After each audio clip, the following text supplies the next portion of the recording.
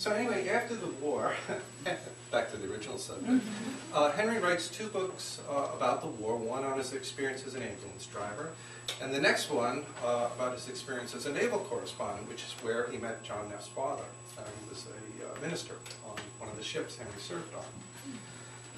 He comes back, he writes these books of his memoirs about the war, and then he decides, you know, the war it's still haunting him, it's still rattling around out there, and if you read that first book, Relative Butler, you'll see why. It's pretty graphic at times. And he wrote a letter to J. Luther Neff around 1919 where he says, the new book is going to be a kind of wonder book, a la Alice in Wonderland.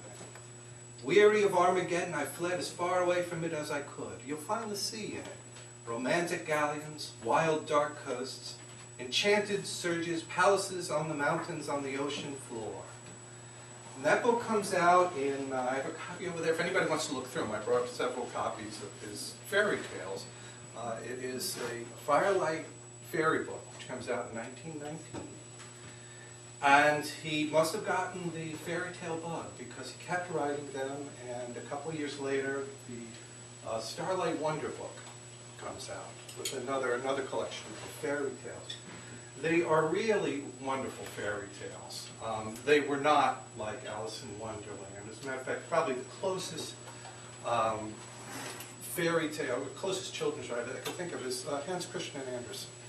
I mean, they're wonderful fairy tales full of the archetypes of the traditional fairy tale. But unlike the Brothers Grimm, Henry, he was writing these things in part to get distance from the war. He did not like Gru, as he called it. He did not want gruesome stories like those that the Brothers Grimm often told in their books.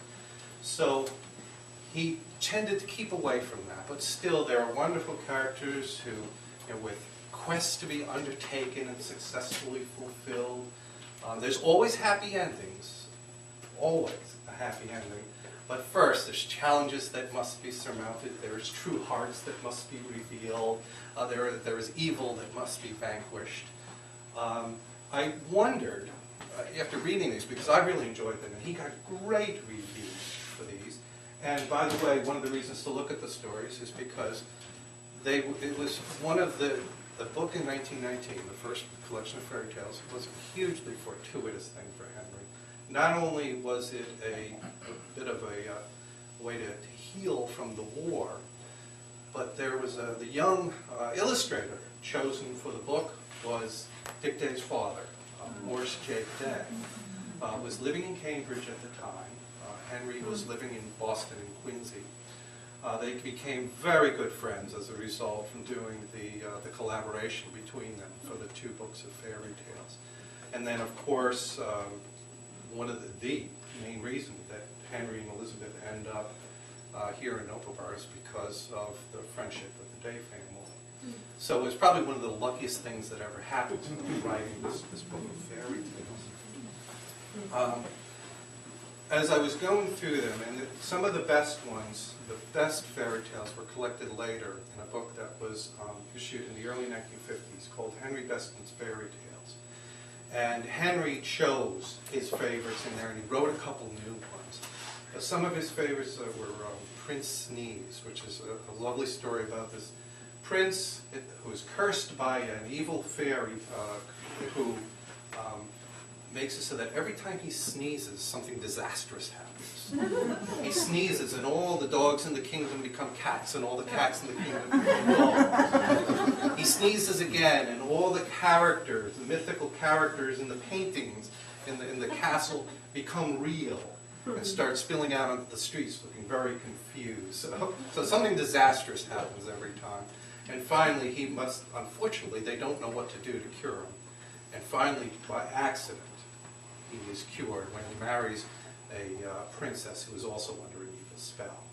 And at that very moment, just when they're getting married, he sneezes, and the spell is broken. That was one of his favorites. There was The Lost Half Hour. It was a wonderful story about a simpleton who's sent on a quest in search of the lost half hour of the queen. She wakes up late one day and says, "Oh my God, I lost half an hour." And he says, I'll find it. And he goes off. So those stories are gathered together in Henry Beston's fairy tales, but a couple of very interesting ones were not included. One of them was a story called The Enchanted Elm. And because Henry becomes famous as a nature writer, I was kind of wondering if, how many of these stories had a, if you will, an environmental theme in them. And not too many. But there was this one story which features a girl who is the stepdaughter of a group of tree cutters, who falls in love with this giant elm in the forest, who turns out to be a bewitched prince. And they're going to cut it down so she becomes a tree sitter.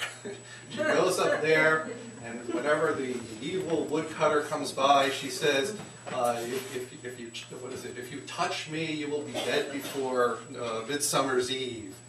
And she manages to scare them away long enough for the king of the forest to come and rescue the prince and turn him back into a human being. And the king of the forest is so angry at the woodcutter that he turns him into a green monkey. I figured, okay, there's your environmental story. And he won't turn back until he plants as many seeds as trees he's cut down. Now, that's as close as we get to an environmental story. And I made a copy of that one. If anybody is interested, I didn't make enough copies. I didn't know we'd have so many people. But I'll leave them up here. I think there's 30 copies. If you're interested in getting a sample, this is not one of the ones he thought was his best, but it's still pretty charming.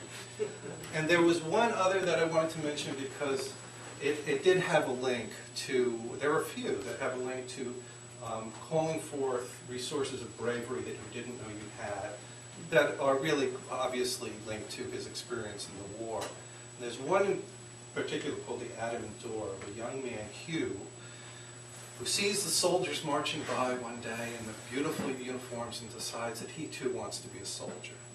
He becomes friends with a young man about his age who's also a soldier, Jocelyn. They go off to war, and in the day of the first mighty battle, he's terrified. He gets lost, separated from the rest of the troops. He's all by himself, and what he does is he runs away. He's terrified. He doesn't want to go back to the battle. While he is hiding the next day, his friends go back into the battle, and they're all captured by the enemy. So here's Hugh feeling terribly guilty because his faltering bravery, he feels, contributed towards his friends being defeated and then captured. He goes to work in a distant kingdom, and he hears about this mighty castle up in the mountains where a horrible creature lives, guarding an immense treasure of gold. And Hugh decides that he is going to try to recover that treasure. Although he hears all the rest of the field hands that he works with tell him you don't want to do that. Many have tried and none have returned. He finally musters up all of his courage, goes up to this castle, and he sees engraved on the door the message, "He who would share the treasure within must first vanquish a mighty foe within." Well, he's terrified, of course, and he's imagining, what must be in there, dragons, monsters, whatever. Well, he finally decides that no matter what it is, he's going to go in there. And it turns out that there is nothing in there except treasure, that the mighty foe within was the fear of his own heart. So he recovers the treasure, he ransoms all of his friends, and lives happily ever after. I said, okay, now here is a story that pretty obviously relates to wartime experiences. Hey, like I said, there's copies of the story here, and if you want to see some of the beautiful illustrations by Jake Day, I have copies of those first two collections of fairy tales, and they're well worth seeing. I read them, I loved the stories myself. I said, well, I'm kind of biased. I'm a Henry Beston fan. So I started reading them to my 8-year-old son, whose name is Jake, and he thought they were wonderful. There was one in particular, the first one I read to him, The Brave Grenadier. There's a picture of this great creature called the Hippodrak carrying off the evil Lord Chancellor. And when we got to that part in the story, we turned the page, and it's a full-length illustration of this. He just burst into laughter. He thought it was the greatest thing. So I said, okay, here's the story. It's 80 years old, and it still works for the kids. And I think that's a pretty good testimony both to Henry Beston and to Jake Day and the books that they created together.